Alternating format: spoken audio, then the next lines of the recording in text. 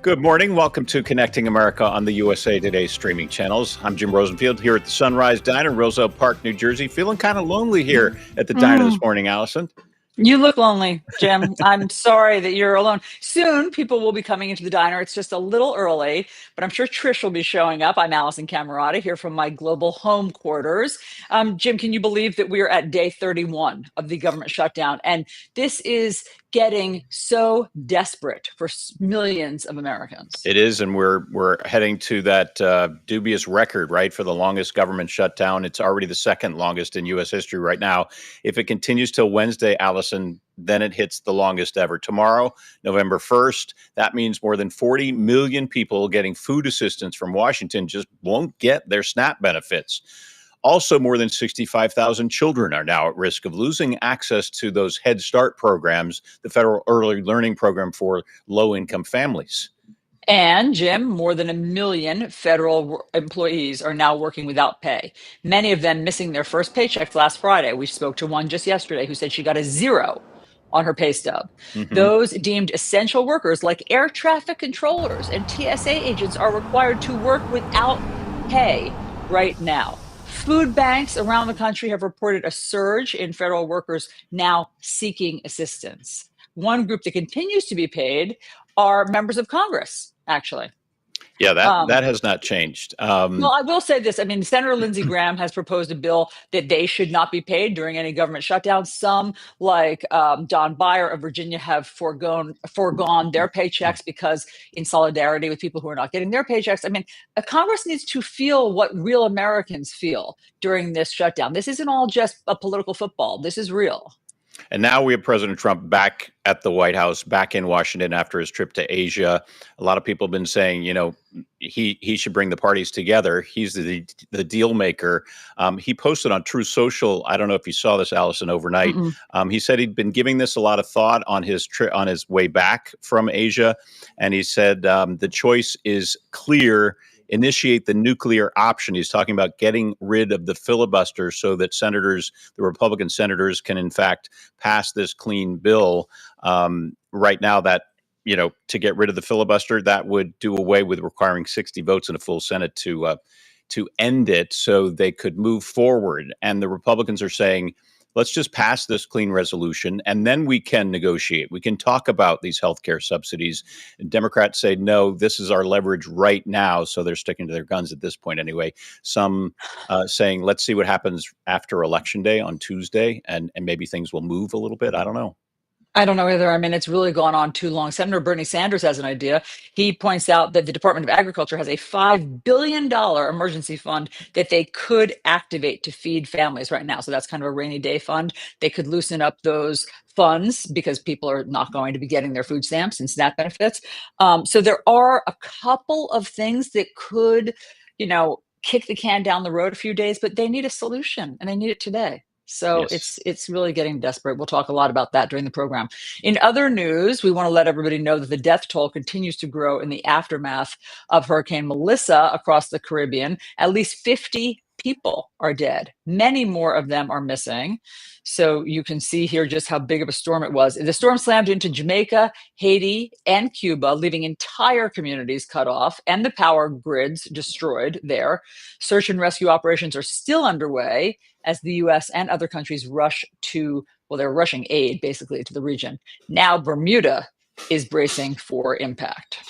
And, we were talking yesterday with some of the tourists in Jamaica who were trying to get flights home. So, still trying to end vacations that went south, if you will, went really badly. Closer to home, we dealt with just torrential rains here in the Northeast in the New York area, and 2 men are dead this morning after hours of that rain and wind slammed New York City. Look at this, flooding basements, subways. Rescuers say one of the men died as he was trying to go in to save his dog in Brooklyn. Another was found unconscious in a flooded boiler room in Harlem. City officials were warning drivers to stay off the roads as flash floods swept through a lot of neighborhoods in the boroughs. Newark Airport also had problems, reported delays for hours. So Jim, this is an incredible video. I didn't know that New York was that flooded. I mean, it was torrential downpour here in the tri-state area, but I didn't know that the streets had gotten up to like window level at the cars flooding. yeah, and there was that flash flood warning in the tri-state area in New York City. Look at the subway. Oh my gosh. Yeah, you don't want to be underground when this is happening. So let's get the latest from AccuWeather meteorologist Alex De Silva. Good morning, Alex. Let's start with what happened here in the New York, New Jersey area yesterday. It got so bad so quickly. Certainly did. We had a big plume of moisture coming up the I-95 corridor, and look at these rain totals here from yesterday afternoon. Now, while they may not seem that impressive, the problem is it all came at one time. A lot of these areas saw over an inch of rain in just an hour, and so that's what really caused the problem. It was more of the rates than the actual totals themselves. And the other problem was leaves. A lot of leaves got caught in the storm drains in parts of New York as well. Queens and the Bronx, a lot of leaves got in those storm drains, backed everything up, and then when we got all that rain, then that's what really exacerbated the flooding issues. Let's switch over to what we were just talking about with Hurricane Melissa, all the damage and devastation it's caused. Where is it? What's the latest with all of that? Yeah, so you can see the storm here, a little bit disorganized here, just north of Bermuda. So it passed Bermuda last night, bringing very strong winds, wind gusts 80 miles per hour or so. And now it's heading north towards eastern Canada. Should be passing by eastern Canada later on tonight as it scoots off into the northern Atlantic. So we will finally be able to say goodbye to Melissa after tonight. And any other weather we should know about, Alex, as we head into the big Halloween weekend tonight? Yeah, here's the Halloween forecast right here. Cool conditions down across the southeast. But, I've been telling people, a lot of people in Florida have been complaining about the cold, but it's certainly a good thing that we've seen a lot of cold down in Florida because that's what kicked Melissa eastward. So even though you might be bundling up down across the southeast, I think it's really that cold air that saved us from seeing a direct hit from Melissa. Meanwhile, across the northeast, it's going to be pretty windy out there. So everyone in their Halloween costumes is going to be blowing around a little bit. So we have to keep an eye out for that. And then warm conditions down across the southwestern United States. Good for ghosts. Ghosts and the wind and blowing conditions will be perfect. Alex De Silva, thank you very much. And Jim, coming up in the next hour, we're going to speak with someone from the International Red Cross about the relief efforts that are so necessary in the Caribbean. We're also going to check in with our hurricane expert. This was crazy, Jim, with this video. So our hurricane expert, Andy Hazelton, he sent us this dramatic video of his flight. Okay, he was on this flight with NOAA, the National Oceanic and Atmospheric Administration. They flew over Melissa, and it was, I'd say, quite turbulent, is what people are going to see on this flight. The NOAA team, we should let everybody know, is made up of federal workers who are not getting paid right now, but their work is so critical to forecasters like Alex that they continue to fly in these dangerous conditions. Are you one of those nervous flyers when there's any turbulence at all? Yes. It just kind of sends you into panic. You're gripping the Correct. seats. Because when we saw that video, and we'll see more of it, I hope, of the turbulence in the cockpit, if you were ever considering maybe taking that job, I crossed that off my list right away. Yeah, no, I immediately crossed it off. I also was impressed when we showed the video in the cockpit that no one was screaming. I was impressed by the quiet in the cockpit. Generally, at the first bump, I'm somebody who's like audibly experiencing it. Yes, a shriek, I think, is more like what I'm doing. Yeah, you just hope that they don't, grab onto something they're not supposed to grab onto just to stay steady. Yeah, they're very brave. Yeah. They're very brave. Very brave. I mean, that's just, I don't like that. That is crazy. And the cameraman, let's not forget, the cameraman is standing at a higher position to get this shot. And it just all looks very nerve-wracking to me. It does indeed. All right. Want to head overseas, Allison. Continued fallout from the Jeffrey Epstein case this morning, this time across the pond, and a major change announced yesterday by Buckingham Palace. King Charles's younger brother, he will no longer be called Prince Andrew. He will be known as Andrew Mountbatten Windsor. The monarchy announcing the king is stripping Andrew of his royal title and his royal home. It issued a statement saying, in part, these censures are deemed necessary, notwithstanding the fact that he continues to deny the allegations against him. They're referring to his association with Jeffrey Epstein, of course, the accused sex offender who died by suicide as he was awaiting trial in jail, and allegations that Andrew sexually assaulted a teenager named Virginia Giuffre, who also died by suicide earlier this year, and now has a memoir that's been released posthumously. Andrew now has to move out of his massive home, Royal Lodge, and move into a private residence as well. Just incredible, right, Jim? I mean, that they're going to those lengths while here in the US, we're still struggling to see the files and see what's happening and who's in them. There's still so much shrouded in mystery here. But that the king went to this length for his brother. I mean, to strip his brother. He can no longer be called Prince Andrew. And by the way, they also are forcing Sarah Ferguson, who had been living in that Right. royal property, out. I'm not sure why she has to lose her home. Perhaps there's a backstory there, but it's just that is very, very severe. All of these years, the Jeffrey Epstein story continues to have these ripples. Yeah. And by the way, when we say he's being evicted, I believe he's moving on to a small cottage on Sandringham. So, I mean, he's still on what is a royal estate, if you will, and not a bad place to have to live, but he cannot be in his own massive mansion there with Sarah Ferguson, as you mentioned. Yeah, she has to move out as well. We're joined now by royal watcher and reporter TC Newman from London. TC, thank you so much for being here. Why now? Why is all of this happening this week? Good morning. And yes, this has been going on for years. Andrew was first implicated in this in 2014. And so here we are in 2025, and he's seeing consequences now. One of the biggest issues with this is that it's taking away from some of the work that the royals are doing. Just recently, King Charles was basically heckled by people in the crowd asking about Andrew, when, of course, the king would have preferred that focus had been on the work that he was doing. What's the British press saying about this this morning? This morning, a lot of people are saying it's too little, too late, or some others are saying that it's truly historical. The last time a prince was stripped of his title was 1919, and that's because that prince sided with the Germans in World War I. So it's been a very long time since we've seen any sorts of consequences like this. Yeah, I mean, and it's also just been going on there for so long. It's been such a slow burn for him because there were the accusations. He denied them for a while. It seemed like maybe that was going to work. And then he had this disastrous interview, I believe, with the BBC, where he was sweating and looked guilty of something, and that didn't go over well. Are the British people responding to this? I don't know if there are polls, but what's the general feeling there among the British people? In general, the Brits have been waiting for this. They have been waiting for something to happen, and it's been very slow coming. In 2019, Prince Andrew went on with BBC and was asked directly, what were your interactions with this woman and with Virginia Giuffre, and were you sexually intimate with her? And he denied it. He denied implications that she mentioned him sweating. And he said that he had a medical issue that meant that he couldn't sweat profusely.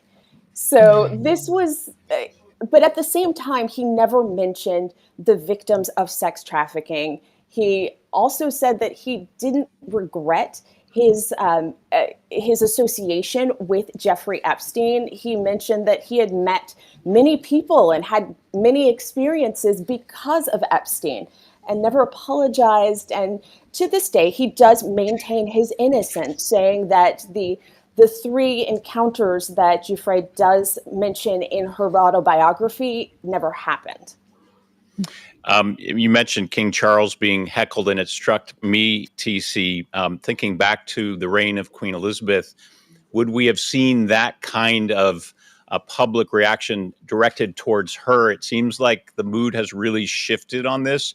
Am I right in perceiving that when it comes to King Charles, they're actually heckling the king over this issue with his brother? I do think it is a shift. The Queen was beloved. Even people who were not necessarily monarchists did have respect for Queen Elizabeth II.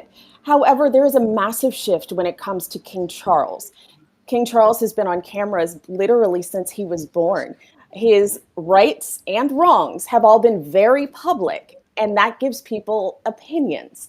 Where when it comes to Queen Elizabeth II, she was so beloved partly because we didn't know her anywhere as intimately as we do know King Charles the third, excuse me. Yeah, such a good point. TC, thank you very much for giving us the feeling about what's happening there in Great Britain with this development. All right, let's back here, Jim, let's talk about elections. It's the final push before Tuesday. So Republican strategist Jeanette Hoffman is connecting with America this morning to talk about the big governor's races that we've been keeping an eye on. Those are New Jersey and Virginia. Jeanette, great to see you. So, great to see you guys. I know that we fall into the trap of the horse race, but it is the horse race that is very interesting in New Jersey because the polls suggest that the governor's race there is really tightening. Some polls suggest this. Some still show Mikey Sherrill with a comfortable lead, but in any event, the Republican, Jack Ciattarelli, is closing the gap, polls suggest, with the Democrat, Mikey Sherrill. So is this narrowing of the gap typical at this, stage of the race, 1 week to go? Well, for Jack, it is. I mean, listen, in 2021, he ran against incumbent Phil Murphy, the Democrat, and the polls actually were showed Phil Murphy pretty comfortable in the last week. And then Jack came pretty close to beating him by like 3 points. He only lost by 80,000 votes. Now the polls are much closer. So I think Jack is really going to make a close run for it against Mikey Sherrill. I think it's going to be a late night on election night. Now, if we're in the early voting phase, people are coming out to vote in person and vote by mail. Democrats typically do pretty well in early voting and mail-in ballots. So we're seeing Mikey Sherrill get, a comfortable lead in mail-in ballots, but Republicans like to show up at the polls on election day. So it should be pretty interesting on Tuesday night. Should we talk about Virginia? Because the latest poll is showing Abigail Spanberger coasting to victory there. And with so many government workers we know living in Virginia, is the government shutdown having any impact on that race? Oh, I definitely think so. I mean, Virginia is so close to DC. There are so many government workers there. I was watching a press conference yesterday. I think Virginia has a Republican governor now in Glenn Youngkin. So I think it's going to be a change election there. But the more interesting race is going to be the attorney general's race in Virginia. Jay Jones at the bottom of the ticket he was dragging Abigail Spanberger down for a little bit with those violent text messages. No one's really denounced him. I really think they should have kicked him off the top of the ticket because those text messages were horrendous.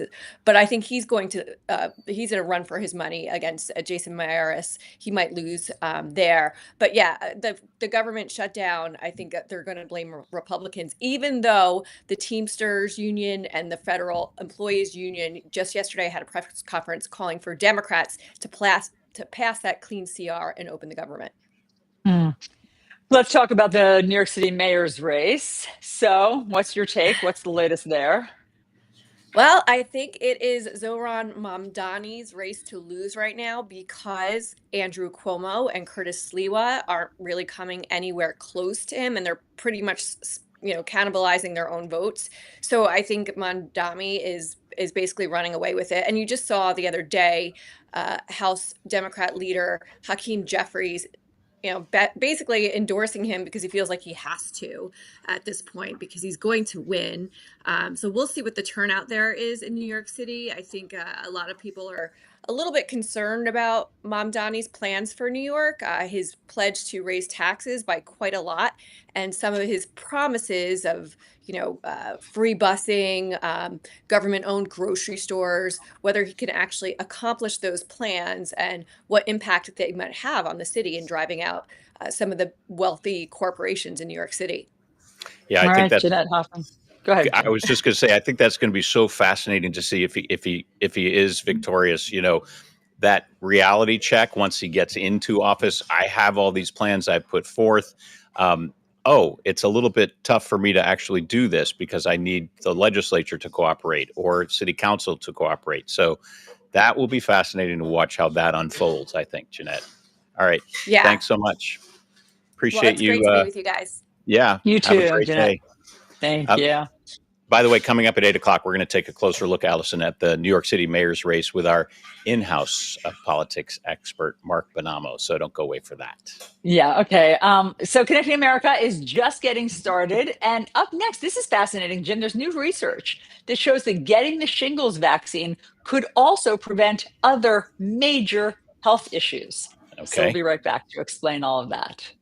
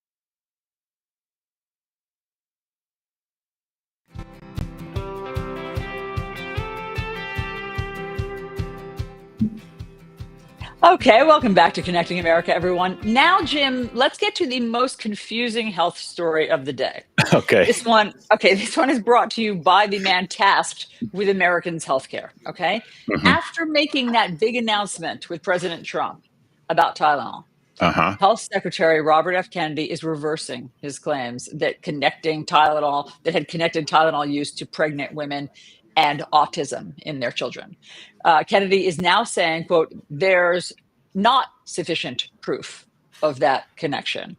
His comments a month ago caused a major headache, you'll remember, for the maker of Tylenol and for patients and for doctors around the country who had to come out and defend the use of Tylenol during pregnancy. Texas, by the way, even suing the maker of Tylenol over that alleged link between autism and Tylenol. So the FDA is now reviewing studies, they say, that show mixed results about acetaminophen and neurodevelopmental risks. So in other words, jury's out, they're reviewing studies. And even though he walked back his claims, Secretary Kennedy is still urging caution about using Tylenol during pregnancy. So the confusion continues, I would say, Jim. Well, and you'll recall us in big news conference podium, President Trump there saying Tylenol bad, don't use it. Maybe they jumped the gun a little bit before you come out and tell people to stop using a particular product, which is important for pregnant women if they do have an illness during pregnancy. It's the one thing that up to that point was deemed safe to take, right? Yeah, and I To think battle that it's fever, that always kind a of thing. good absolutely, and Yeah. by the way, fever is also dangerous for your Hmm. fetus. So, it's not as though not taking Tylenol that you're completely in the clear if you have a fever. You need to, with your doctor, figure out which one carries more risk, which one carries less risk, treating your fever or not treating your fever. And so I think that it's generally a good rule of thumb to wait for research and studies and facts about these things before making a declaration like they did. And I guess we should say, to Secretary Kennedy's credit, that he's now saying that there's not sufficient evidence and that they're going to continue to look into it. So I appreciate that transparency. It just would have Right. been better if he had said that at that press conference. And I'm wondering, behind the scenes, what prompted him to make this clarification at this juncture. So we don't know, but if you've had shingles, you know how painful it can be while we're talking about health issues, right, Allison? And there's a vaccine to prevent it. It's called Shingrix. But it also may have this benefit, a lower risk of dementia and heart disease. And joining us now is Dr. Anita Dua, a vascular surgeon at Mass General Hospital. Doctor, thanks for being here this morning here on Connecting America. So first of all, some context. Explain what shingles is for those who don't know about it and how this vaccine helps prevent it.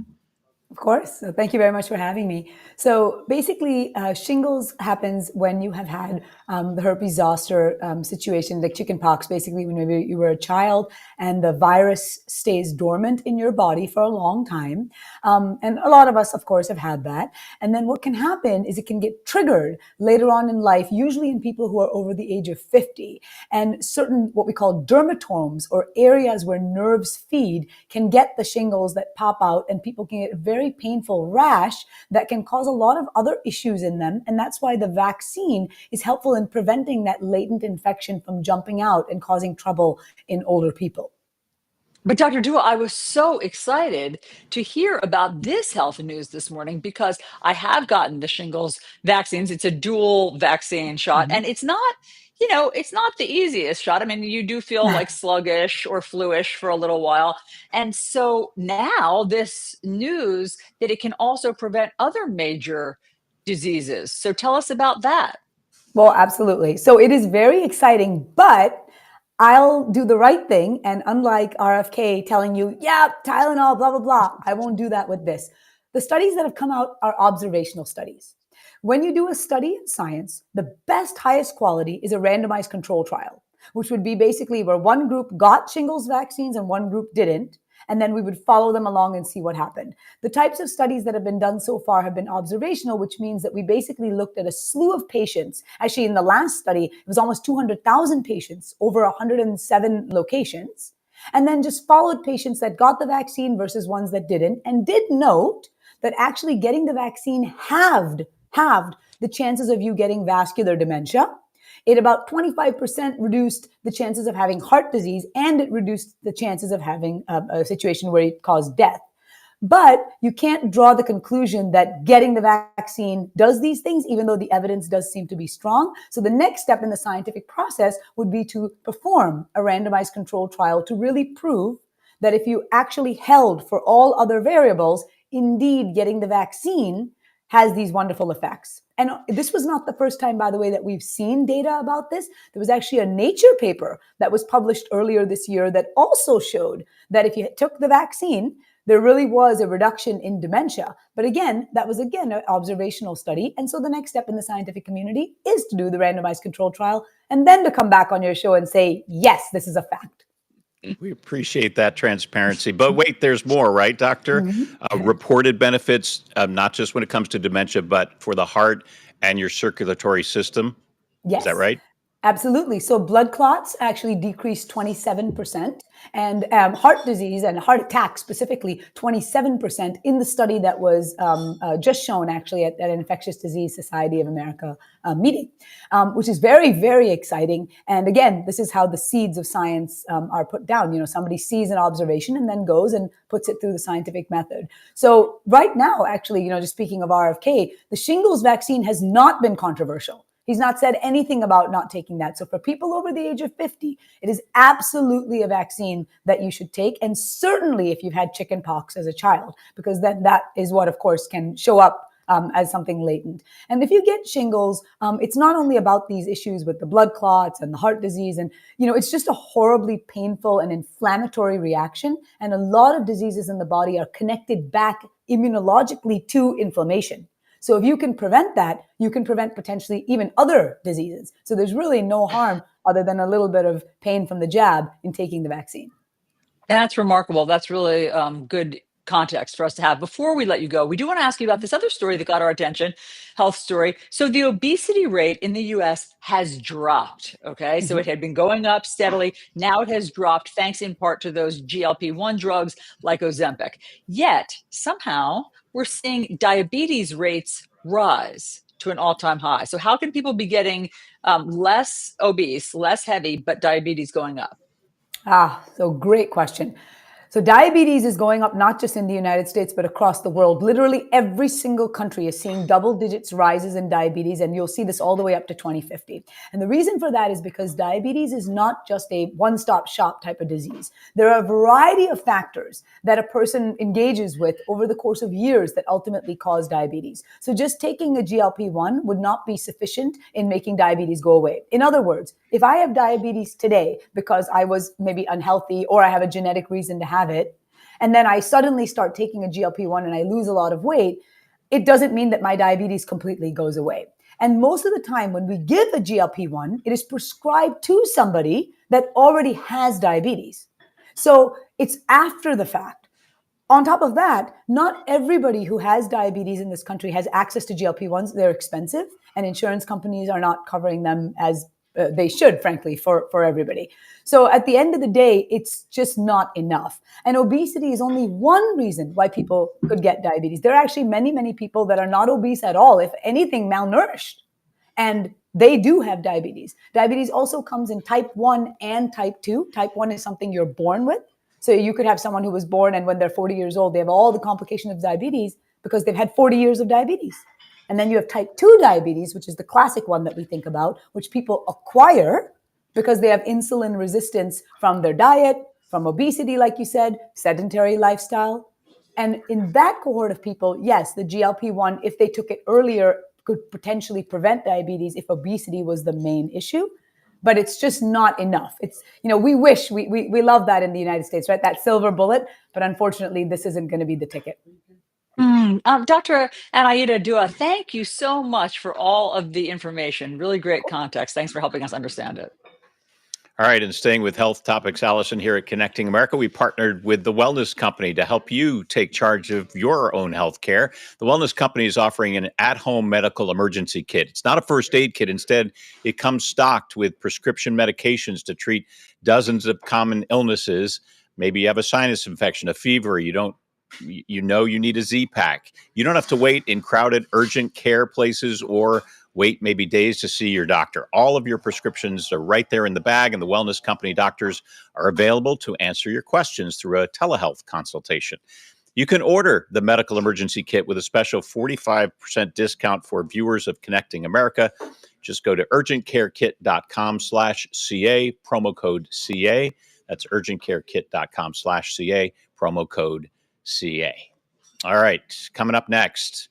More homes collapsing in the Outer Banks of North Carolina because of the high surf and other climate hazards, and more still in danger of going out into the sea. We're going to speak with a local reporter about what's going on there when we come right back.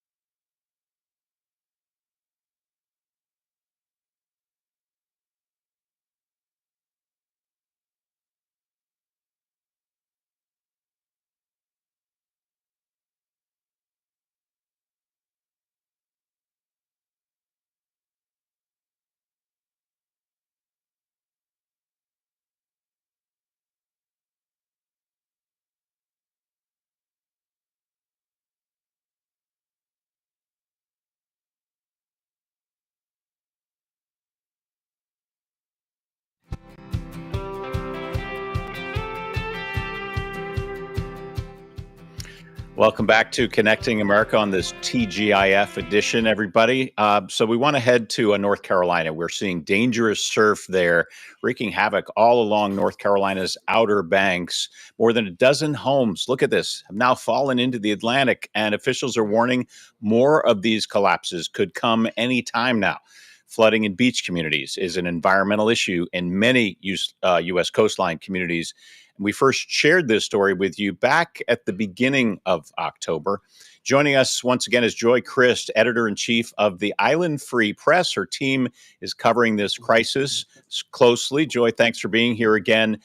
This is the second wave of these collapses that we've seen in just a few weeks. Walk us through what happened this time around. We had a low pressure system, also known as nor'easter. It affected us Tuesday with elevated wave heights, strong northeast winds, and we just had 5 houses collapse, I'd say within about 6 hours. The first one went down about 10:30, last one went down 4:30. So. Wow. Joy, this is incredible. This is more than flooding. This is complete devastation. This video is shocking. I mean, it looks as though these houses were built in the middle of the ocean, basically. So obviously, the beach has eroded tremendously over the past couple of years. Exactly. And actually, the past 10 to 20 years, most of these homes were built between 1975 and I think the newest home was built around 2002. So when they were built, they had about 50, 100 yards of beach in front of them. The ocean has accelerated in that area, and that's why we're seeing the collapses now. These are major homes, nice places. I spent time in the Outer Banks back in college and stayed in places that were not that nice and way back from the beach. How many homes have fallen so far this year alone? This year, it's been 16 total, and that's all happened within the past 6 weeks. The first home fell September 16th, and obviously the most recent 5 fell on Tuesday. Since 2020, there's been 27 home collapses. And this is actually the first time in decades since, I want to say, Hurricane Emily in 1991, that any homes have fallen in Buxton. Wow. This is just remarkable, seeing this aftermath and just the process of them coming down in this big surf. What's the impact on the community, Joy? I mean, are people fleeing this area? Are they rebuilding? Mainly rebuilding. Hatteras Islanders are resilient. Unfortunately, they're used to storm events. They're used to especially fall nor'easters. So it's become a cycle where volunteers, National Park Service, and the homeowners themselves go out to the beach, they clean up the debris, and they just start over. Yeah, you mentioned the Park Service. I know they're warning about hazardous debris out there. Yes. They're asking people to stay off the beach. Obviously, this is not beach season. What are you seeing as far as cleanup right now? National Park Service is doing a lot of cleanup of the seashore property itself. A lot of this debris is drifted to properties inland, so homeowners with properties a couple lots back from the ocean are cleaning. But it's worth noting that it's just about a 2-mile stretch of beach that's affected. Most of the beaches on Hatteras Island are still wide open, perfect for fishing, visiting. It's just this one stretch that's really impacted. Mm-hmm. So, Joy, when you say that people are rebuilding because they're resilient, what does that mean? Are they just moving back their property line by 100 yards and rebuilding there, or where are they going? More rebuilding in terms of the roads, the infrastructure, the highway. I don't think you're going to be able to rebuild on any of these properties. The ocean's kind of claimed them, and once the ocean gets to the property, it goes past the high tide line, it becomes National Park Service property. I didn't realize that. That makes a lot more sense. So people who've lost their homes, what does that mean, Joy? They're just financial. I mean, what's the financial impact here? That is correct. They'll get insurance for the home itself. Unfortunately, insurance doesn't pay out until the home actually collapses. So there's no incentive to demolish it before it leads to large debris fields. But the insurance will pay for the home, but they do lose that property, that oceanfront property. Well, Joy Christ, editor-in-chief of the Island Free Press, that is remarkable. Thanks for teaching us about what's happening there. Just incredibly dramatic video, Jim, to watch them go down like that. And sad, to think that once it's gone, you lose that property. You have that beautiful spot, but Mother Nature had other plans, obviously. Allison. Yeah, indeed. Yeah. All right, up next, our Broadway insider has some tips on scoring the best deals for the hottest shows in the city right now. Connecting America will be right back.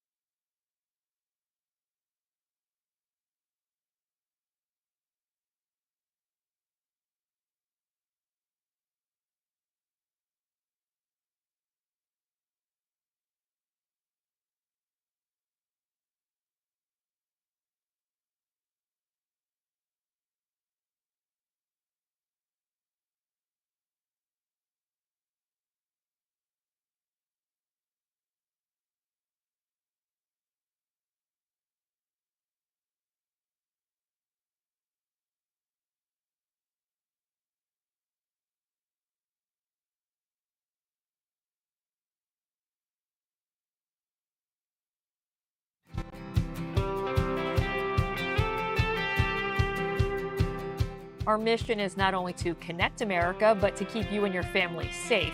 And just when you thought you heard it all, there are scammers out there who have the know-all to steal your entire house. It's called title fraud. It's unimaginable the devastation that it can cause. And we're joined by Natalie Dominguez. She is the title theft education specialist at Home Title Lock. Natalie, thanks for being with us. First, explain for our viewers how this crime occurs.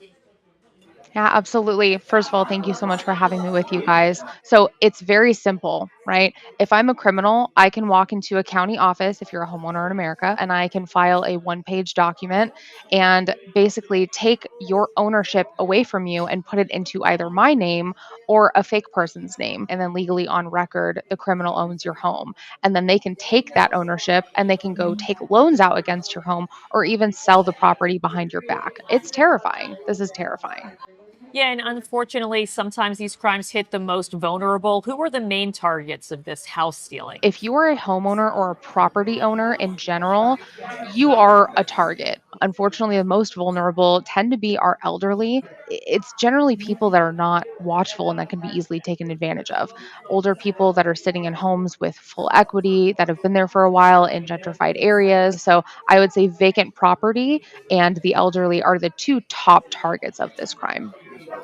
what are some of the other worst cases that you've seen of this type of fraud? It honestly depends. We've seen some stories, actually, two in the last 2 years that we know of, where people have had their properties actually bulldozed because, in both separate cases, the property was sold to a real estate development company while they were not living in the home. Loss wise, that would be the worst. I think time wise, there was a woman in California who spent over 3 years fighting to get her home back. It was a very sad story. She was a disabled woman living in California.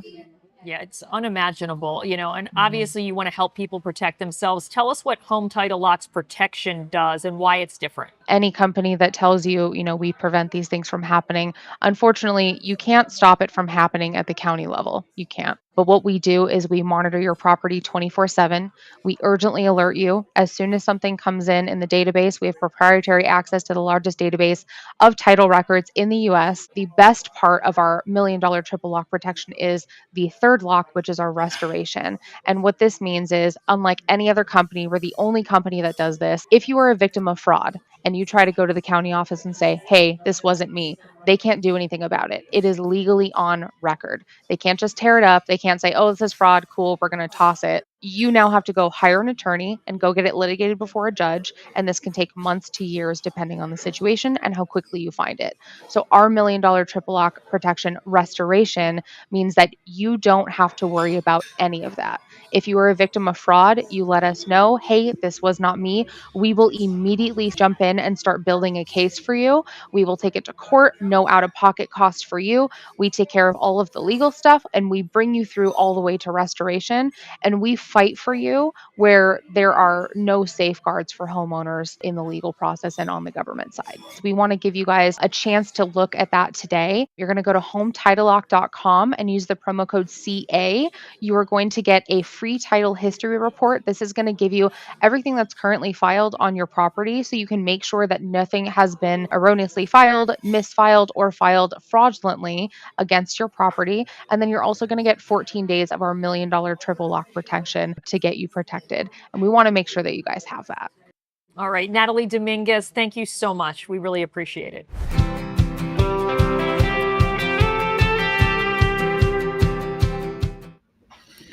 Welcome back, Allison. This is going to take us back, I think. Some TV memorabilia from the good old days was sold recently for $3.1 million. This happened last week, Heritage Auctions in Dallas. Wait till you hear what was on the auction block. You can just picture some of these TV Tell shows. me. The original TV costumes for Batman and Robin, they went for a combined $575,000. Well worth it. Yeah. You think so? Well, I mean, I actually think that these do hold a lot of not only nostalgia, I mean, meaning, these were a big part of our childhood if you grew up at a certain time. So it doesn't surprise me that people want to pay big bucks for this. Also costumes from the Penguin, Catwoman, the Joker, all those characters from Batman. Ooh, Also I would want the Batgirl. Catwoman's one. Yes. I wonder how much that went for. Maybe it's a Halloween idea for you. There's Linda Carter's signature Wonder Woman costume, right?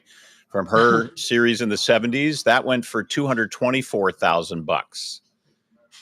Without, she didn't do the spin right there and turn into Wonder Woman. Hey, two of Henry Winkler's Fonzie leather jackets. They went for a combined $162,000. That would be great. Can you imagine having the Fonz's jacket in your living room to Awesome. show people? Look at this. This is I Dream of Jeannie, and this is Barbara Eden's pink harem outfit. This was only 43,000. I think this was a steal.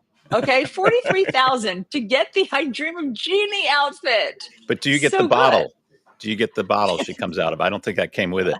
Some other stuff that was up for auction. One of Captain Kirk's Star Trek uniforms. Max Smart's shoe phone. I want that one. You remember the shoe phone? In the Yes. heel? Yeah. And Ralph Yes, I Cramden's do. bus driver uniform from the Honeymooners. So, Yeah. taking us way back. I don't remember any of these shows. I'm too young. All Right. came I'll from, tell you about them. Yeah, Tell you about them. please I school remember me. them.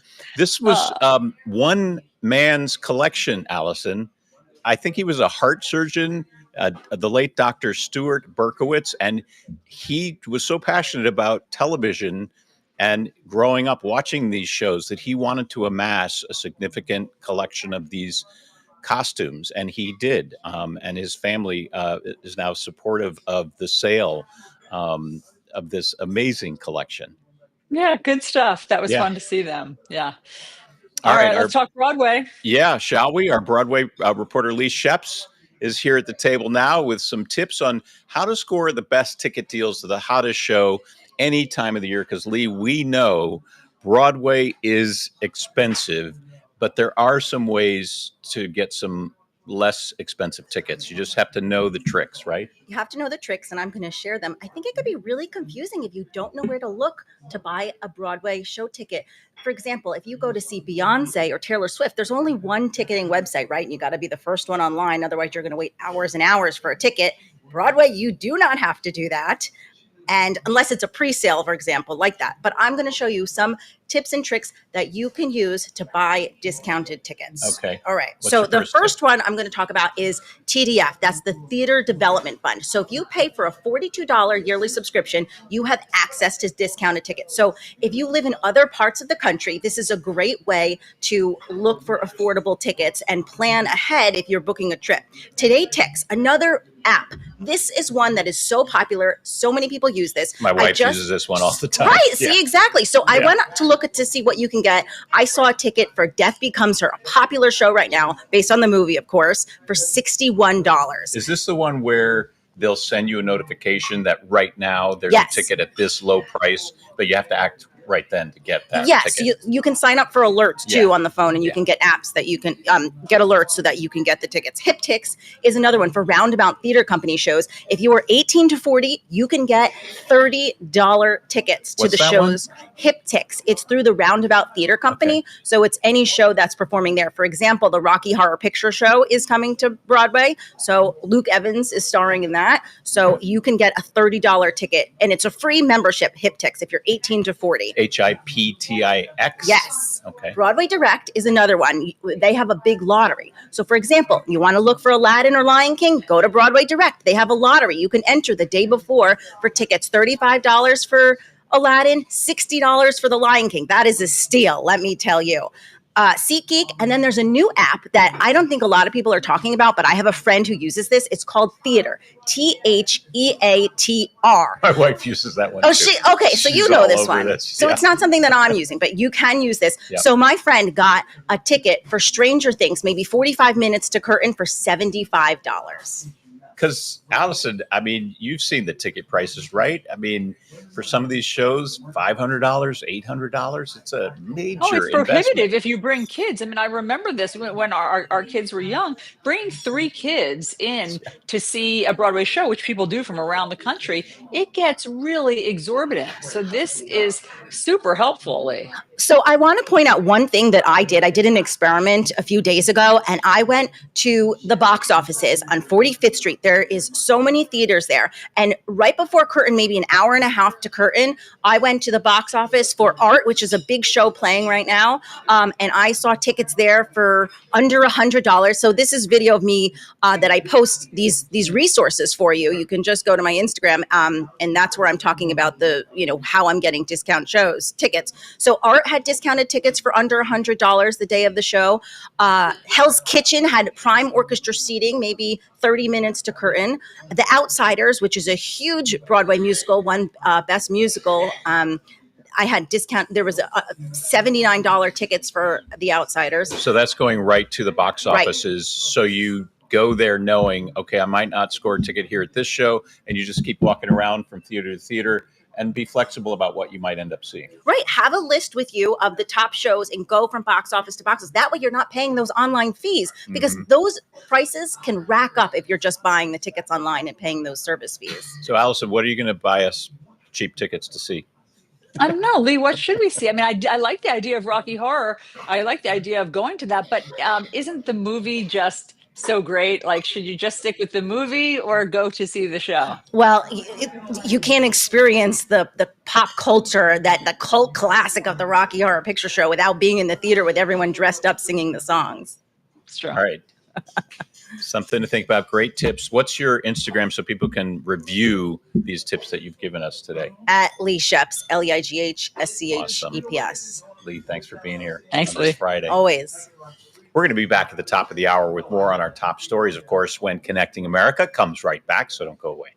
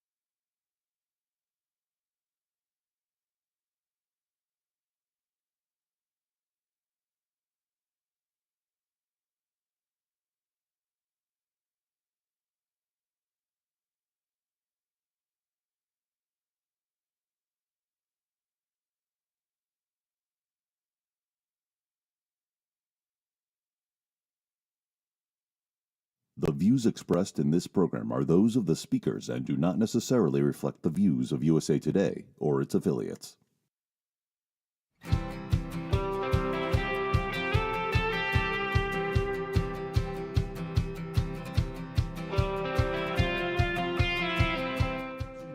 Good morning, everyone. Happy Friday. Welcome to Connecting America on the USA Today streaming channels.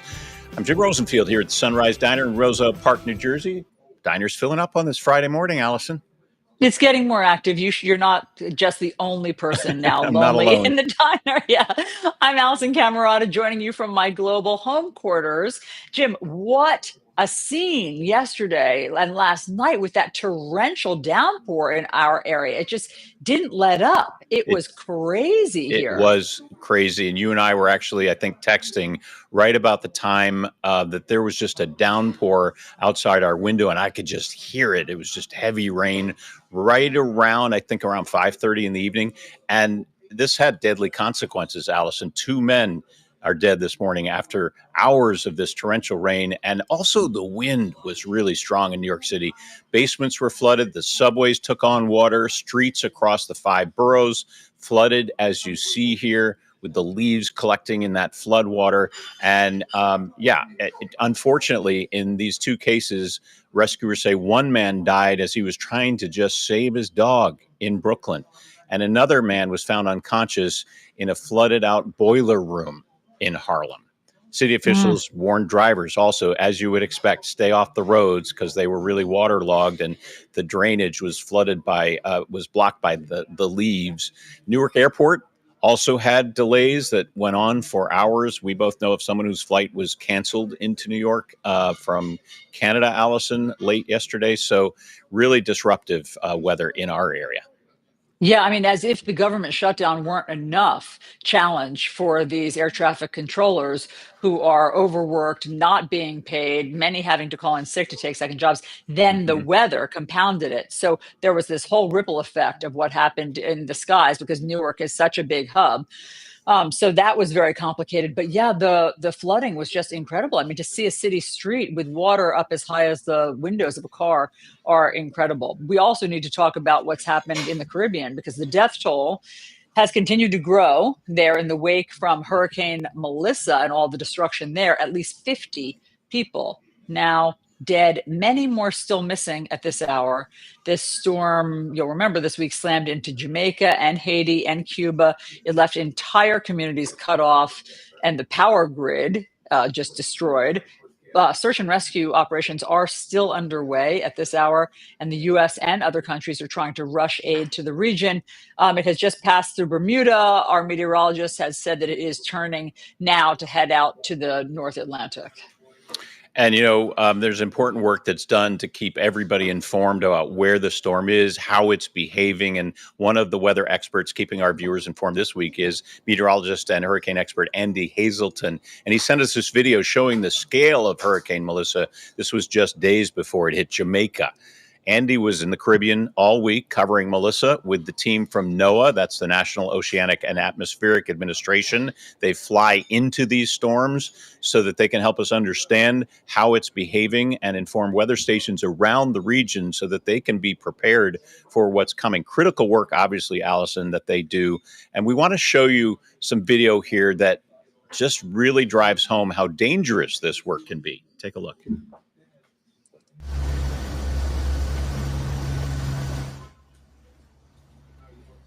Yeah, I mean, look at that, Jim. That's just the turbulence going on inside as they're trying to get the metrics of this storm. That's inside the cockpit. And I'm just so impressed by the pilots, calm, cool, collectedness. We played a little bit of the audio. There was no screaming, which surprised me. So that they were just doing their jobs. It was very calm. I can watch this video all day long. Maybe they're not screaming because they're just trying to maintain control of the aircraft. That's job one, I would imagine, in that situation. Just incredible. Meteorologist Andy Hazelton is with us now. I hope on dry land and stable. Yeah, your shot is very stable. That's good to see. Thanks for sharing that video with us because it really drives home how important this work is and how dangerous it can be. Share with us what that feeling was like being on that flight. Yeah, it was definitely one of the more extreme storms I've ever been in. First time I've ever flown into a Category 5, and the turbulence, in a couple of those eye walls was definitely unlike anything I've experienced before. And some of the crew said similar, this was their number one or close to it.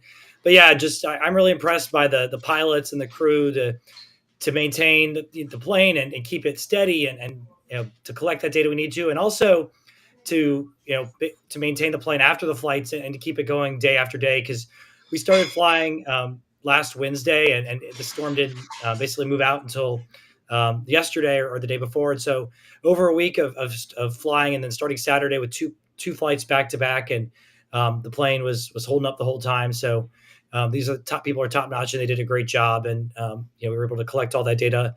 Just unfortunate to see what happened in the Caribbean with it.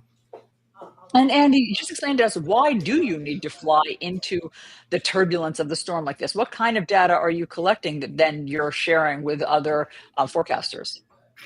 Yeah, so the data we collect, it's some of the only way to get true measurements of what the storm's structure, the wind speed, the pressure, things like that. The data we use also goes into the computer models that are used to make forecasts, and so makes those forecasts more accurate.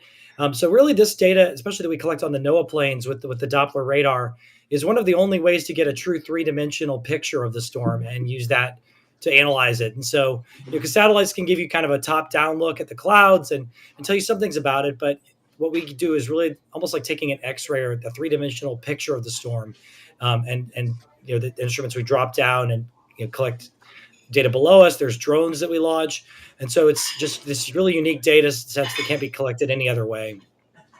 We know it looks very different today. What's going on now with Melissa?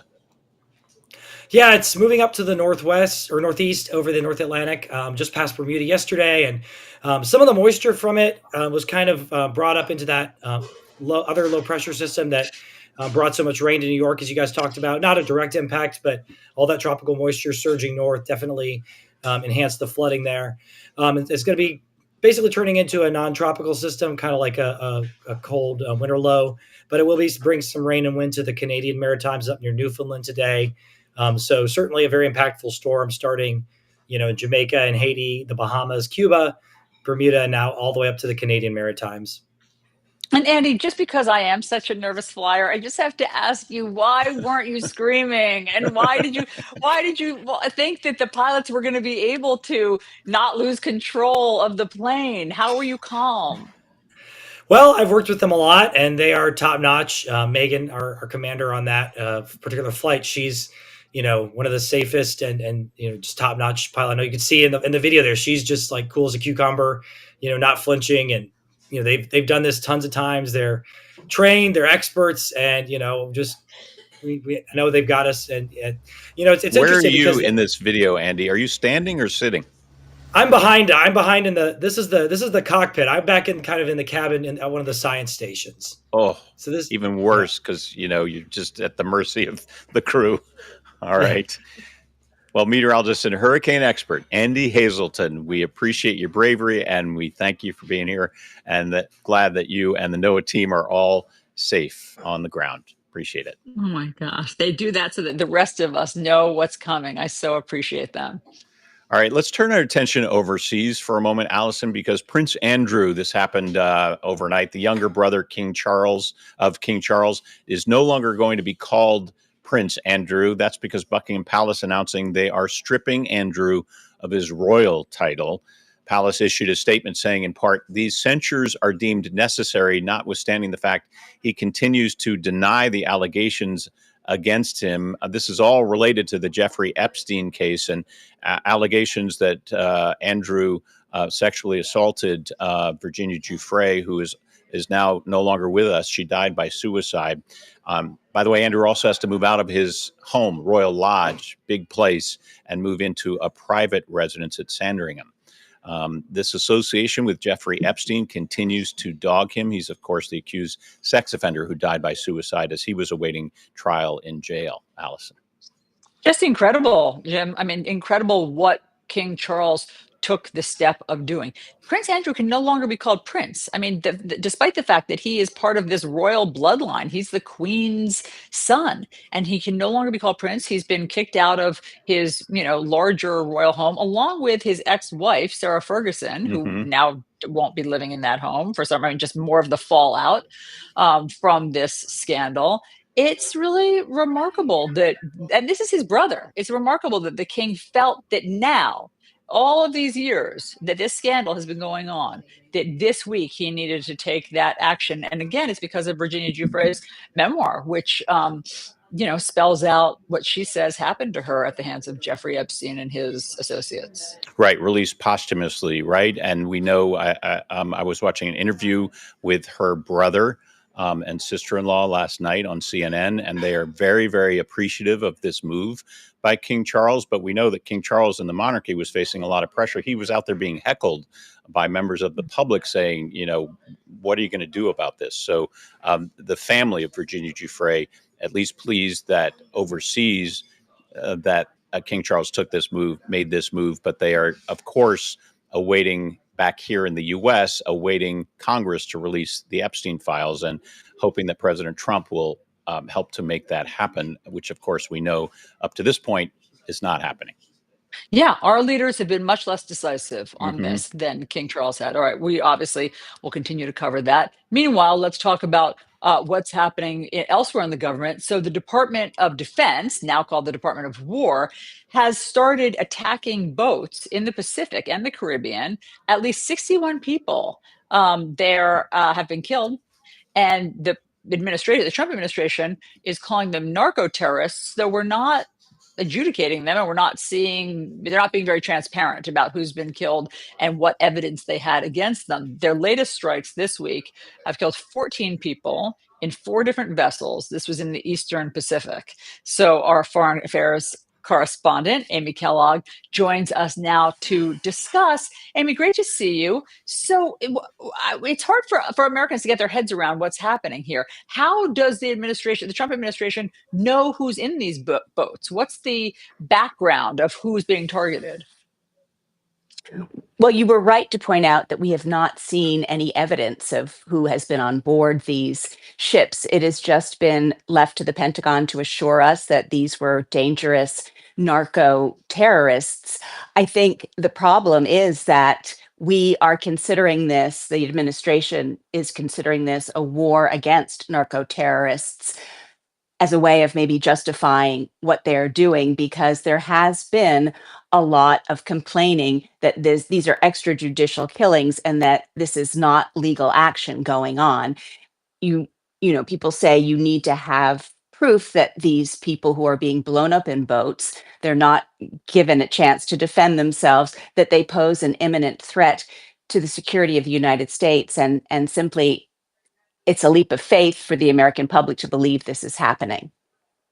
Amy, President Trump is saying he's prepared to strike Venezuela on land as they build up at sea military assets. Is that a real possibility? You think this will escalate to that point?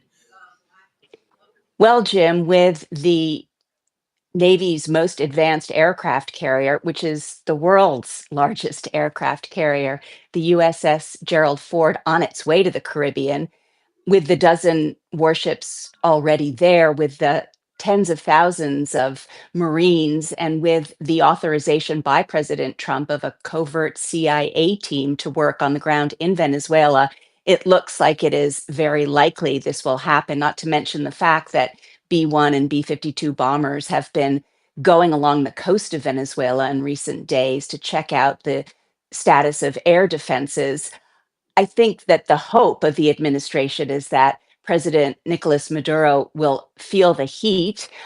Trump claims that he is feeling the heat and that he will buy himself a one-way ticket to Moscow, where it's very cool. But to be honest, I don't think anyone believes that this situation could resolve itself that neatly and easily. Why are President Trump and now Senator Lindsey Graham, who's calling for the removal of the Venezuelan leader, Nicolas Maduro, why are they so focused on regime change there? Allison, they're not the only ones, and this is nothing new. There are Venezuelans and others who would love to say hasta la vista to Maduro. He is, in the words of the Trump administration, sort of the CEO of a narco terrorist state. But think about the fact that the Nobel Peace Prize this year that Trump had hoped to get went to the most popular opposition figure in Venezuela, Maria Corina Machado, and she claims that there's a plan for the day after. A recent poll I read, coming from a source in Latin America, so I can't say how credible it is, said that 87% of Venezuelans would like to see or are backing what the US is doing. It seems that President Trump had thought about trying to get Maduro dislodged from power in his first term, but that those guardrails that are so often talked about pushed back and made that an impossibility.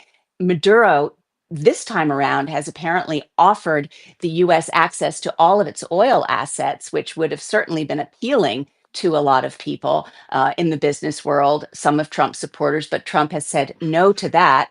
So now it seems that, and then also it's important to point out that Marco Rubio, the Secretary of State, has been very supportive of regime change. He, being of Cuban heritage, Venezuela being a big supporter of communist repressive Cuban regimes. So there are certainly a lot of people who would like to see the back of Nicolas Maduro. The EU doesn't recognize him as the legitimate leader of the country. 10 Latin American countries don't recognize him as the leader of the country. And the United Nations has even said that if anyone wants justice in Venezuela, they have to rely on the outside world. However, forcing regime change is very messy business. And there are plenty of people who would argue that the US does not need to take this on and find itself in a quagmire. And hence this gunboat diplomacy is very controversial. Amy, thank you very much for all of that context. Really helpful. And taking a wider view here, Allison, we know that the high seas, not the only place where there is drug violence in the region. A massive police operation in Rio de Janeiro has left at least 132 people dead, 80 people arrested. This is the deadliest anti-crime raid in Brazil's history. More than a ton of drugs were confiscated.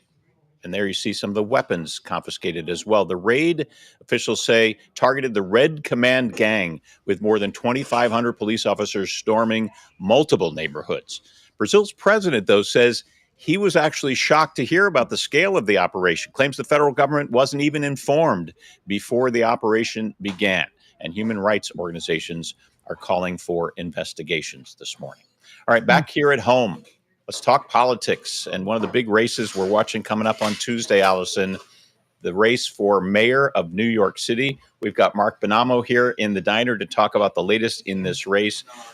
4 days left, Mark. Does Andrew Cuomo have a chance of pulling off an upset, would you say, at this point? Or is it a foregone conclusion that the Democrat socialist Zohran Mamdani is going to be our next mayor of New York City?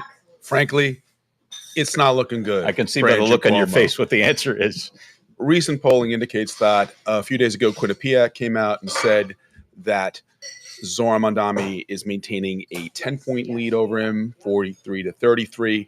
Another poll came out yesterday, the Emerson poll, saying it is now 50% for Mamdani, 25% for Cuomo, and 21% for Republican Curtis Sliwa. So if you include undecideds in that, Mamdani is at the magic number of 51. That's a victory. That seems unsurmountable. Yeah. Pretty hard. Pretty hard. Yeah, but you're saying that Sliwa had 21%. If Sliwa had dropped out, it's probably too late now to consolidate that. I mean, has early voting already made an impact? In other words, there's no consolidating that base now. No, and in early voting, there are indications also that Mamdani is leading there. But it's really interesting about Curtis Sliwa. I was recently doing some reporting for the New York Times on Staten Island, and there is no movement. Never mind for Mamdani. Staten Island's generally a very conservative place, but not for Cuomo as well. People think, well, Cuomo, Italian-American, former governor, Italian-Americans are a high percentage of the population on Staten Island. People are like, absolutely not with Cuomo, because I was talking to a guy named John DeRoss. He's the owner of the Bella Beans Cafe on Staten Island, otherwise known as Johnny Beans. Johnny Beans essentially said, you know what? My mother died during COVID in a nursing home. So Andrew Cuomo, he can walk up to that podium and say that it wasn't him, but it was. Meanwhile, Curtis Sliwa is saying, excuse me, I won the Republican primary. It's going to take a Mack truck to hit me, to get me out of this race. And even if the truck hit me, I'm still going to be on the ballot. So let's talk about post-Tuesday and some of the platforms, the issues that Mamdani has said are important to New Yorkers. And we've talked a lot about, free buses, making New York City more affordable, freezing rent. How much of this is actually doable as mayor, and how much is he going to be learning about what it actually takes to make some of these changes? Well, this could be, if these polls are accurate, this is going to be the ultimate example of learning on the job. Andrew Cuomo has been very dire. He's saying New York is not going to survive a Mamdani administration.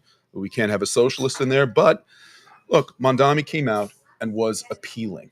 Right? He's 34 years old, a lot of youthful energy. And I think a lot of people in New York feel like there needed to be a change. And centrist Democrats, frankly, whether it was Andrew Cuomo or outgoing Mayor Eric Adams, just didn't fit the bill. They didn't come up with a strong enough candidate to compete with a more left wing of the Democratic Party. Yeah, and I'm All reminded right. of my favorite line in the debate, the last debate, Allison, from Curtis Sliwa to Mamdani. Your resume could fit on a cocktail napkin. So when you talk about learning on the job, that sort of sums it up. All right, Mark Benamo. It is what it is, but we're going to see. I think we're going to see change at the polls come to New York City. Thank you so much for being here at the diner. Thank As you. always, we appreciate it. Pleasure. Allison?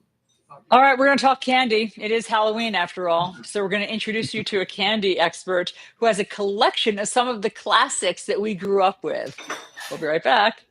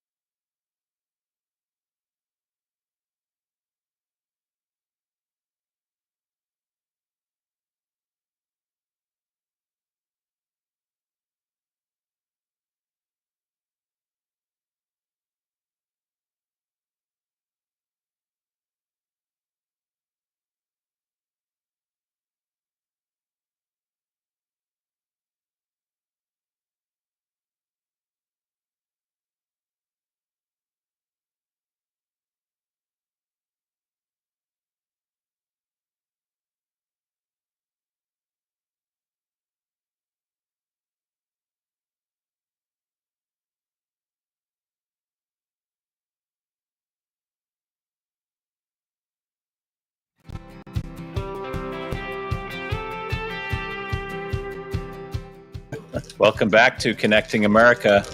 Hear that, Allison? Breakfast is served, I see, in the diner. Yeah. And what could be more on point the morning of Halloween than looking at the history of candy? That's the excuse we're going with, Allison, this morning. We want to know more about the history of candy so we can maybe taste some samples as well. Research. Jason, It's keep it- all research, guys. Yeah, That's it's what you're all going to be research. doing. As I Yeah. peel open this, this is a coffee truffle, so there's coffee in it. It's going to wake me up. Jason Liebig here, not just a candy historian, he's also an expert on the brand histories of candies we know and love, and snacks as well. Thanks for being here on Halloween. Thank you, Jim. Let's go way back. You're going to take us in the way back machine. Sure. And show us some of the famous candies maybe from our childhood, right, Allison? Well, I'd love to see them. You got it. Well, I'm gonna take you way back because we are in a diner in New Jersey. I'm gonna show you something you've probably never seen before. Sold out of Hackensack, New Jersey, just 30 miles from here. You won't recognize the name. It says M&M's Fruit Chewies.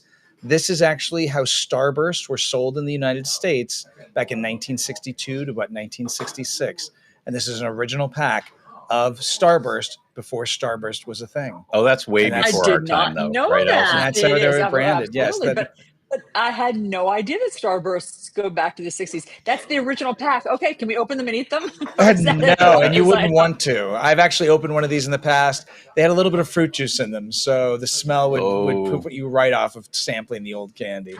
What about this box that's here on the table, Milky Ways? This is fantastic. This is an original 1960 Milky Way box, and back in the 40s, 50s, 60s, they would mark Halloween, but not so much in the way we do it now, where your individually packs have all the Halloween decorations on them.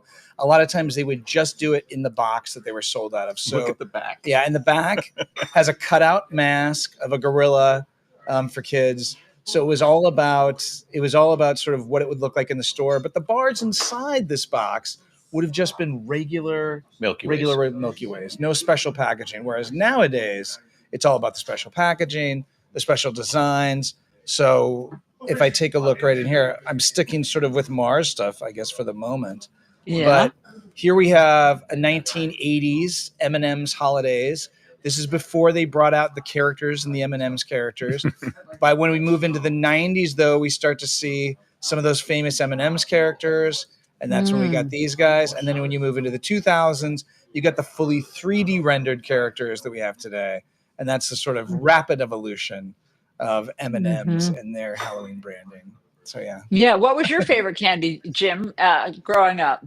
Ooh. Oh gosh, putting me on the spot. I mean, peanut M&Ms have always been my go-to. The classic. Yeah. Yeah. Those are I classic. loved mean, the not particularly creative. $100,000 bar. Oh, I the mean, $100,000 bar. So good.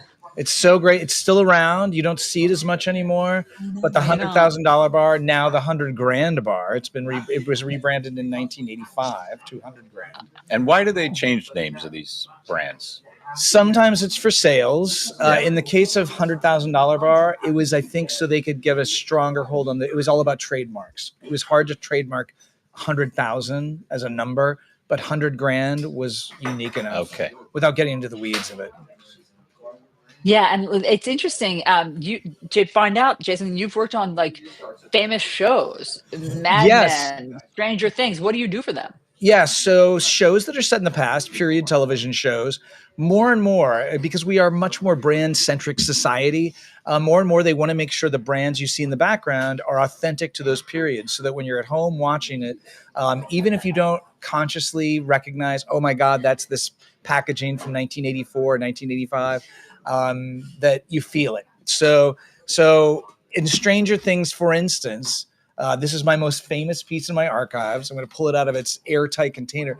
This is the actual Eggo waffles box that I scanned and was used to produce the props for all of season 1 of Stranger Things. Oh, wow. Yeah, and this is the actual original piece. So, and I understand you've also Oh, yeah. consulted for Bubblicious, the Smithsonian. Oh, yeah. What do you do for them?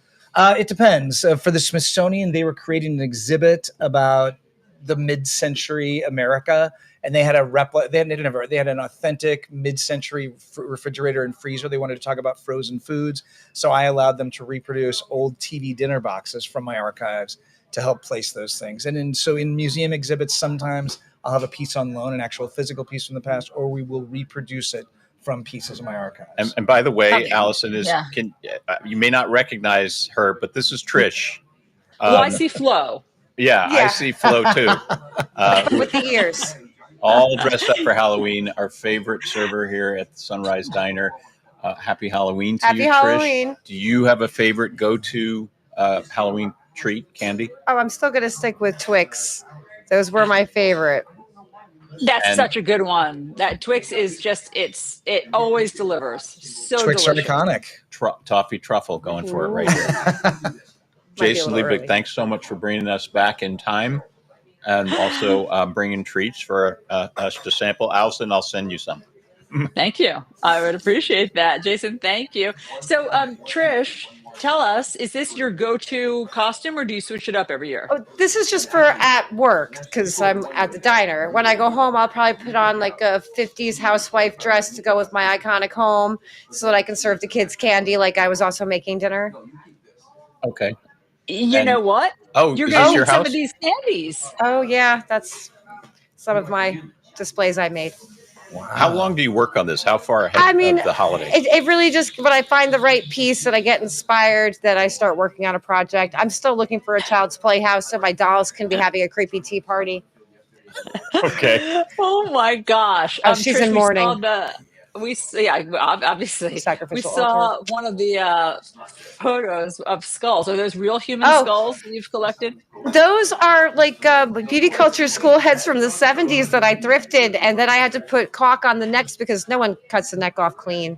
I mean, let's There be you go. real. And those were Amazingly 1950s creepy. choir boys from Christmas settings for outside people's homes. I turned them into black-eyed children. Yeah. We know this is your kind of holiday, Trish. All day. And happy Halloween to you. Happy Halloween, guys. Jason, thank you again for Thank being you. here this morning. Coming up after the break, everybody, we're going to be talking some football with USA Today's NFL Insider. So don't go away. We'll be right back. Happy Halloween. Happy Halloween.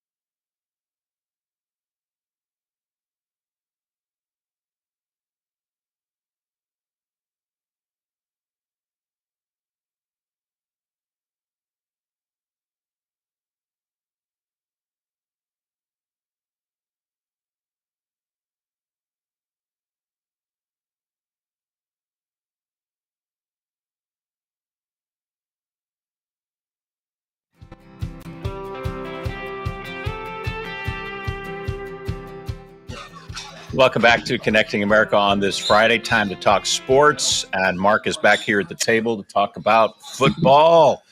NFL Week 9 is kicking off last night with the Baltimore Ravens beating the Miami Dolphins 28-6. Now, it's an interesting dynamic to this game because you've got Lamar Jackson, right? MVP coming back from injury. Maybe the season's now saved for the Ravens. And then you've got Mike McDaniel. Mike McDaniel, the coach of the Dolphins. He's 1-7. It's not looking good for Mike potentially. We got to see what happens. Then there'll be Mark, other I games really coming feel up. like you're hitting your stride. I feel like you whatever inner sportscaster you've always been cultivating is you're channeling it. This is happening. Listen. Red Smith, a hero of mine from the New York Times. All the greatest writers were sports writers in many ways. It's a fact. Then you've got Patrick McCombs coming up But hold with the on, Kansas Mark. City Chiefs. I'm listening. Far be it from me to stop you on your sports soliloquy, but we also have one of the greatest at USA Today. So we have Tyler Dragon, our NFL reporter. So I feel like you guys need to mix it up here. What's up? Let's chop it up, Tyler. How you doing? I think Mark wants your job, Tyler. well, thank you. Track and field coach too. I love it, man. I ran the 400 in high school and college. God bless you. Okay. Mark was giving great analysis. I was just sitting, listening, and watching. Talk to me, Tyler. You're the pro. Tell me what's going on. What do you think? With what game? First of all, let's the start Dolphins with the Chiefs. Okay, the one thing that I know about, I don't even know about it, but we're a Chiefs family here. My husband was from Kansas City, so tell me, give me the latest on the Kansas City Chiefs. What do I need to know about Patrick Mahomes, etc.? Well, this is going to be the game of the weekend, and ironically, Patrick Mahomes and the Chiefs are 0-4 against the Bills in the regular season, but the script is flipped in the playoffs. The Chiefs and Patrick Mahomes are 4-0 against Josh Allen and the Bills in the postseason. So it's been kind of a flip-flopped. Patrick Mahomes wins when it matters, and Josh Allen wins in the regular season. But this is a game for playoff positioning. The Chiefs obviously lost their first 2 games of the regular season this year, so they're trying to get out of that early season hole.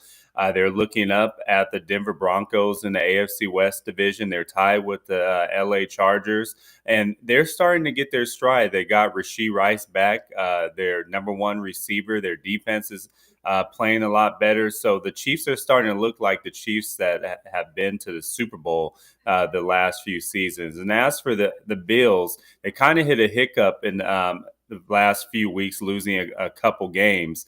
And I really think it's because of their defense and their lack of a deep threat passing wise. Josh Allen kind of has to do everything offensively, and James Cook as well. Their running back, but this is a game that's going to be at home in Buffalo. They're going to be in a Rockets environment, have the fans on their side, so it's going to be a really good game. But to me, I feel like the Chiefs are just playing a little bit better, and they're healthier right now. Before we get to other games, Tylers, I just got to ask you: the Kansas City Chiefs have been consistently the blockers of the Buffalo Bills, right? They're trying to get to the Super Bowl. They're trying. Are we going to see that continue? Well, it's a really good question because in the regular season, it's been Josh Allen and the Bills that have overcome the Chiefs. But I was at that AFC Championship game last year in Kansas City where the Chiefs just narrowly got by the Bills. And that's been the story for the last 4 times these two teams have played in the postseason. And if they meet again in the postseason, to me, I just feel like the Chiefs are the more complete team. They have a better wide receiver unit. They have the more versatile offense, and their defense is better right now. So Josh Allen really has to play hero ball, MVP type of football for the Bills to overcome the Chiefs, especially in the postseason. All right, Tyler, let's talk about another interesting AFC game. The Colts visiting the Steelers. And the Colts are really the surprise of the season this year at 7-1. The surprise of the league. Steelers are 4-3. Are the Colts for real? I'm starting to believe the Colts are for real. I've covered a couple of their games, and they've just blown out their opponents. Daniel Jones is having a career renaissance type season, coming from, you all know, the New York Giants. And really, Jonathan Taylor, their running back, is an MVP candidate. He has multiple games this season with 3 touchdowns. He leads the league in rushing yards and rushing TDs as well. And really, the Colts are clicking on all cylinders right now. They have the top offense in the league, the number 1 scoring offense. And the Steelers on the opposite end, their defense ranks last in the league in pass defense. They're last, bottom of the league in multiple defensive categories. And that's really uncharacteristic for a Mike Tomlin led team. So the Steelers really have to get their act together against the Indianapolis Colts team that's playing at a real high level and arguably probably the best team in all of football right now. Now, Tyler, you're talking about how Daniel Jones, formerly of the Giants, is having success in Indianapolis. Not surprising, because we in the New York area, New Jersey area, know that hope dies in football for the Giants. This is the place where it just ends. But also an interesting phenomenon. You see the owner of the Indianapolis Colts always on the sideline, Carly Ursay Gordon. It's kind of become a phenomenon. People, constantly paying attention. What's up with that? Yeah, she even has the headset on and listening to play calls, and really, she's just trying to familiarize herself with the NFL game, and the players don't seem to mind it. At least that's what they're telling us. But it is kind of odd seeing the owner on the sideline with a headset. I would picture Jerry Jones wants to do that. He doesn't even do that. And we all know that Jim Irsay, her father, passed away earlier this season. So she's kind of taken over leadership of the franchise and really wants to put her hands-on approach with how the Colts are doing. And they're 7-1 right now. They have the best record in the NFL. They're playing at the highest level in the NFL. So she's probably not going to stop because it is working right now. She's kind of the Allison Camerata of this segment, familiarizing herself with the game. Yes, she is. Yeah, I'm just listening in on a headset right now to some other plays. You need a clipboard. I do. Then I you're am all taking set. notes. Yep. Tyler, thanks so much. Thank you, Tyler. Thanks. Have a good one. You too, Tyler. All right, let's talk about something I understand, ice cream. Dairy Queen is getting ready for the holiday season. I feel like this is truly my wheelhouse. There are 3 flavors, okay, new flavors for the holiday season. Peppermint Bark Blizzard. Oh, That yeah. sounds delicious. I'm all in. Frosted Sugar Cookie. Mm-mm. Those are new. And then the Holiday Nog Shake is coming back for another year. So let me just give you a little bit more details, because again, we've finally reached my area of expertise. Okay, Yes. so the Peppermint Bark Blizzard has peppermint pieces and white and milk chocolate layers. I don't think we're going to get better than that, guys. Okay, that's all blended with DQ's soft serve. Then the Frosted Sugar Cookie Blizzard has sprinkles, icing, cookie pieces. That's all also blended with the soft serve. The Holiday Nog Shake is a blend of soft serve and eggnog syrup and milk. These are only available for a limited time, so race out today and get them while supplies last. Nog syrup? Well, Yeah. I mean, yeah, I guess they're not like actually making the eggnog from egg yolk and vanilla in the back of Dairy Queen right You now. don't think so? I'm not an Like, eggnog apparently person not. anyway. Or do you? Anybody like eggnog?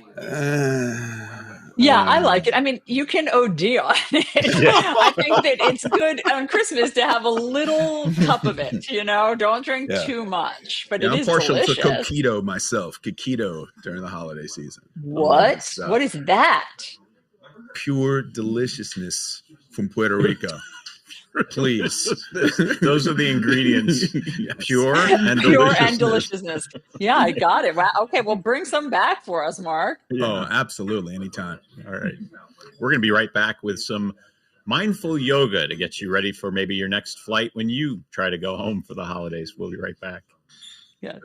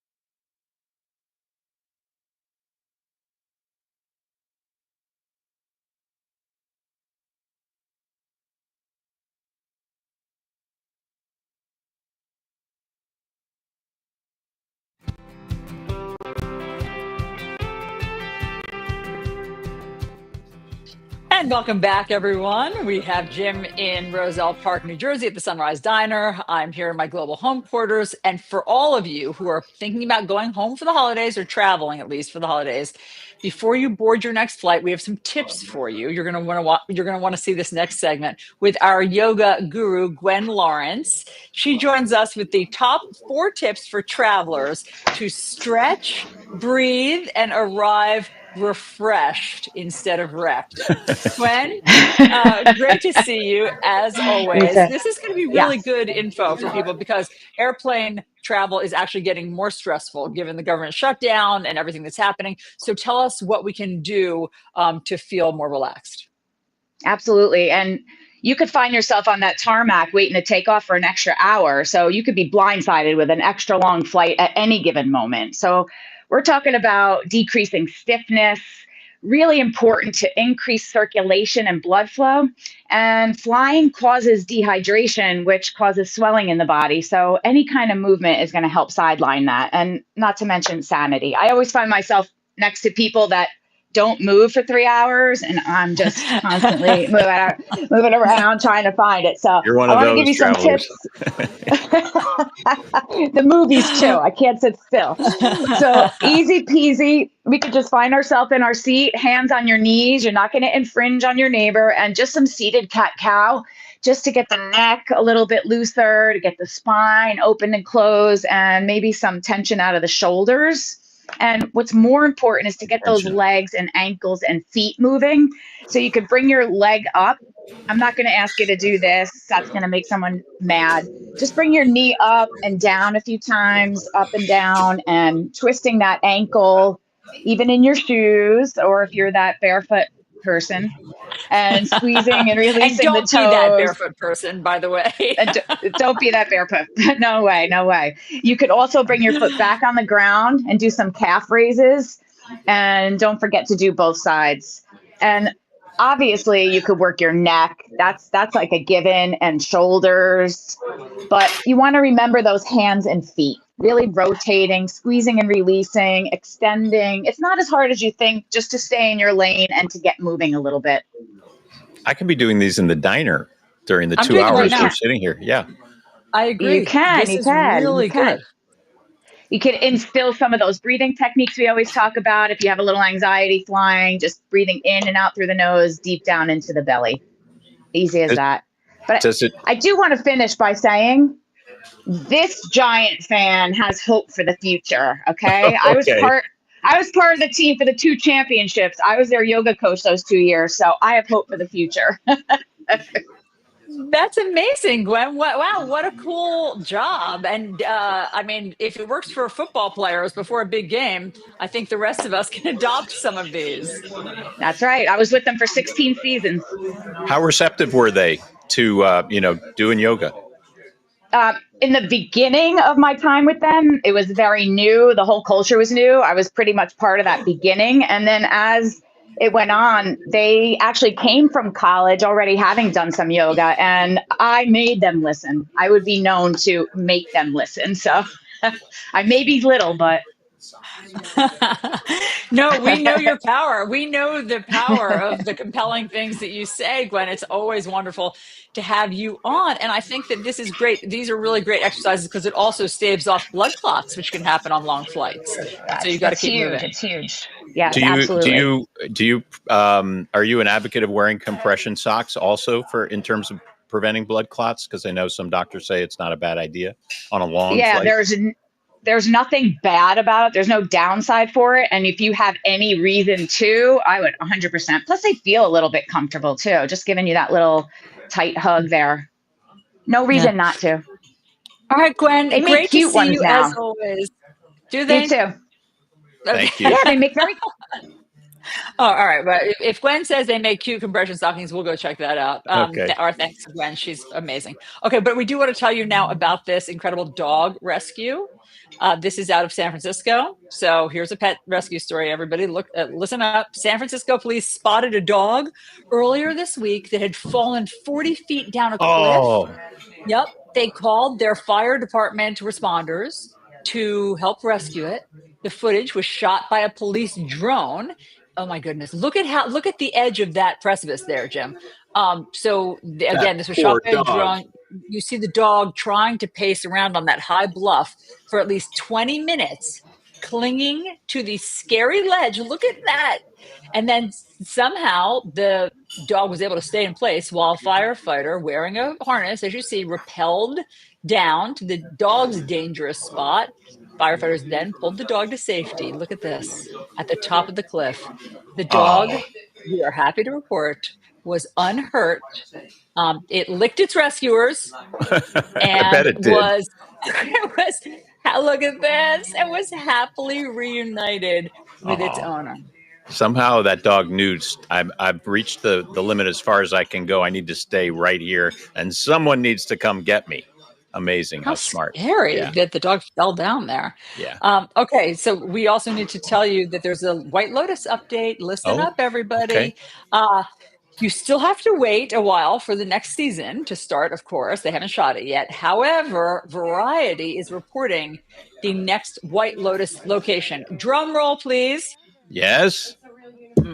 Director, very good, very good. Director Mike White has been scooping out apparently swank locations in France, in particular, Paris and the French Riviera. Perfect. The hotels, we're told, have not been locked in yet, but Variety reports that the next season will probably unfold in the south of France with a subplot in Paris. I think that they're not necessarily going to be doing it at the Four Seasons. They've had a deal with the Four Seasons for the past 3 seasons, but I think it might be at a different hotel now, I had read. Okay. But And Jim, who's coming basically, back? Right. That's the big I don't question. know. Will any I cast don't know the members answer to that. come back? Yeah. Yeah. I'm going to go. My plan is to go to Paris next week to do some advance work to try to find a great hotel spot for White Lotus. And So look for I'll send in Piper. See if Piper's there. It's so true. She was great. Okay, now also another show that people love are Only Murders in the Building. So if you're out, if you're looking for their next comedy streaming preference, the murder mystery Only Murders in the Building is heading across the pond. Also coming back for another season. Hulu confirmed a 6th season of this bad movie. This time the story will take them to London. Steve Martin, Martin Short, and Selena Gomez will all return. The show's co-creator John Hoffman promises new secrets, new schemes, and a whole new setting. That's just a fun, escapist kind of a show to watch when you're just looking to laugh a little bit and love that show. All right, Allison, it is Friday, TGIF. We made it to the end of the week. Hope you have a great weekend.